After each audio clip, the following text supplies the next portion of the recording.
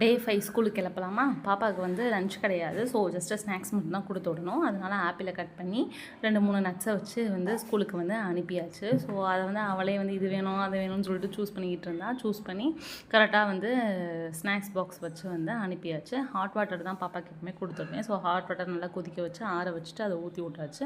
காலைல வந்து ஃபுட்டுக்கு வந்து பட்டாணி குழம்பு தான் வச்சுருந்தோம். ஸோ பட்டாணி குழம்பு சோறு நல்லா மசிச்சு அதை வந்து அவளுக்கு ஊட்டி விட்டாச்சு. ஊட்டி விட்டுட்டு ஒரே விளாட்டுங்க. ஜாலியாக வாட்டுக்கு விளாண்டுக்கிட்டு இருந்தேன். நான் ஸ்கூலுக்கு போகிறேன்.